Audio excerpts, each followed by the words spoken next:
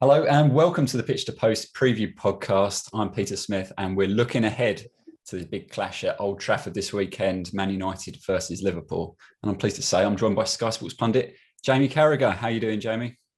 Yes, all good. Thanks, Pete. Good to have you on the show. Now, Man United Liverpool, always a big fixture, regardless of how these two teams are doing. Let's start with the hosts. And wow, what a second half comeback on Thursday night against Roma in their Europa League semi-final. 6-2 win, obviously reminiscent of that 7-1 win they had in the Champions League over them 14 years ago when Solskjaer was playing. But a big step for Solskjaer as a manager to take that next step from a semi-finals after losing the last four, 1 foot in the final perhaps. What did you think of his team's performance last night? I mean, it was chalk and cheese, really, but they were outstanding second half, Manchester United, and they've got goals in the team.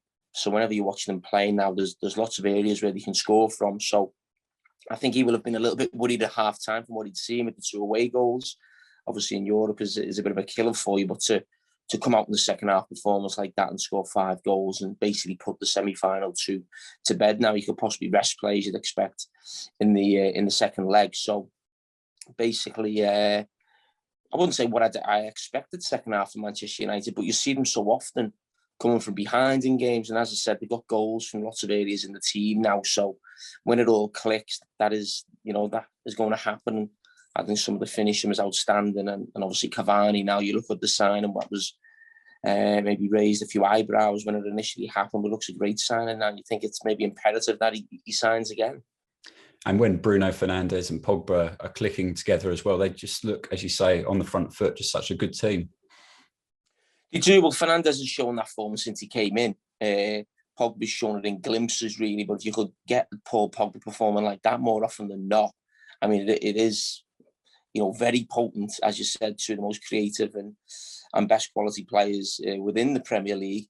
And Ole Gunnar Solskjaer just seems to have got that balance right now, playing Pogba from the left. I don't think it probably helps Rashford because I think that's probably the position he'd like to play. But as I said, it's a way of getting Pogba and Fernandes in the team, because I always thought they'd struggle for that to work together as a partnership, really, and get them both in the team. So credit to the manager, he's found a way to make that happen at the moment. Yeah, obviously a real contrast to that rather forgettable draw against Leeds last weekend. After that match, Paul Ince was on Sky and he said, don't let these results fool you, and suggesting that Man United still got quite a long way to go if they're going to be competing with the likes of Man City for the Premier League title next season. Obviously, results have been very good. We've seen some inconsistent performances. So how do you assess where they are at the moment? Obviously, 10-point gap with Man City is going to take some making up next season, but how much of a leap would it be for them?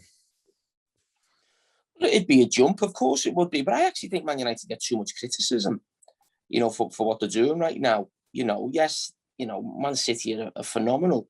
We're talking about a team who were almost on the verge of doing a quadruple. They could do a treble. Man U were 10 points behind, but when we've seen some of the distant teams in second or third have been behind title wins in the last few years, 10 points doesn't sound too bad to me. And, we're talking about a team who has gone so long without losing. I don't think they've lost away from home in the Premier League this season. I think lost 1 game in the last 20, something like that. Maybe the FA Cup game at Leicester. They come from behind and win games. So I think there's a lot to be excited about and enthusiastic about if you're a Manchester United fan. I think obviously they'll need 1 or 2 players in the summer. That'd be the same for every team.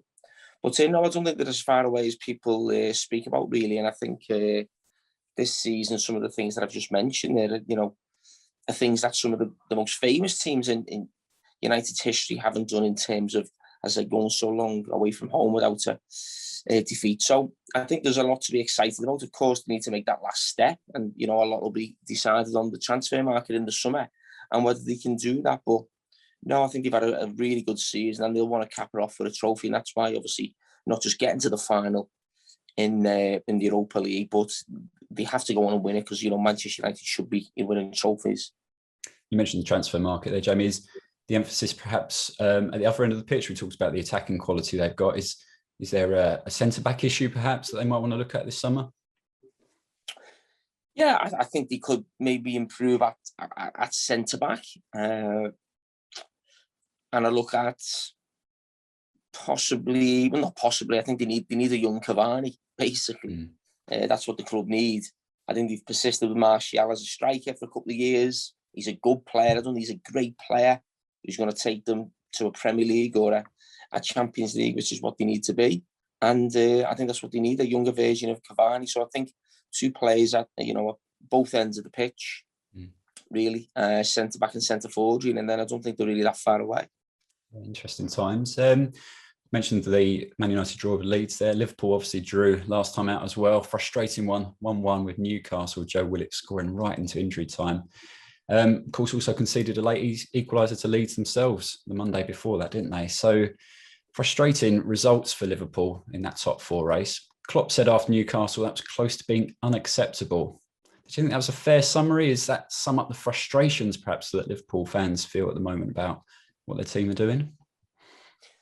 Yeah, I think so. I think it wasn't acceptable. And listen, results can happen. Any result can happen. You can't say a result is unacceptable. But to have that many chances in a game and not win, and then to concede the way Liverpool did, having got away with a VAR call, for being totally honest, and watching the game, you almost felt after that the goal was still going to come.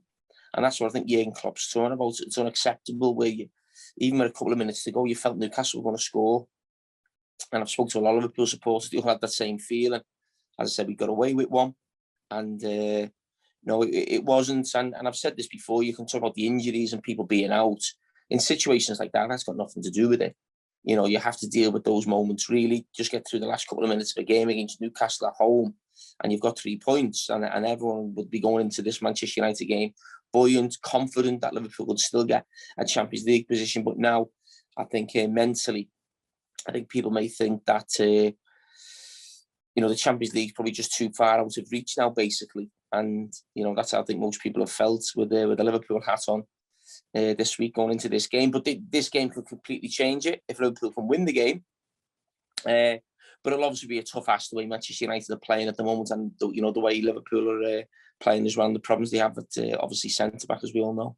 Yeah, and also, I guess you feel that Liverpool need to be a lot more clinical this weekend if they're going to beat Man United. It's 22 shots they had against Newcastle.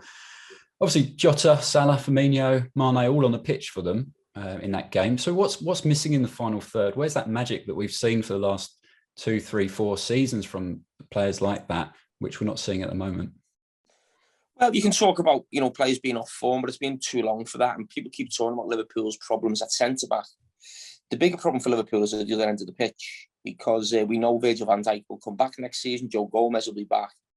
Liverpool's famous front three, and rightly so, is still there with the added bonus of Jota, who's chipped in with a few goals. But I said this 6 months ago on Monday Night Football. The front three needed breaking up, because no front three is ever together for this long. You look at other great, attacking partnerships or front threes from the past. It lasts probably 3 years, and then you move on or you change it. And Liverpool's has been together now probably 4 or 5 years. So it does need breaking up in the summer.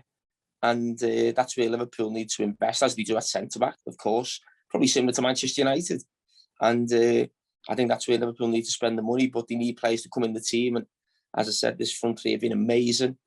And it's just at that stage now, it just needs something else. And that's something that Liverpool need to rectify in the summer, because the chances Liverpool have missed this season is off the scale. But as I said, you never forget what the players have done, but that's football. You have to obviously move at the times, and just an extra bit of competition in those areas, I think, won't go amiss.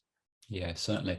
Obviously, in the short term, Klopp will be hoping to get something out of them this weekend. He's never won at Old Trafford as Liverpool manager, which seems like a strange stat given how well Liverpool have done during that time that he's been in charge.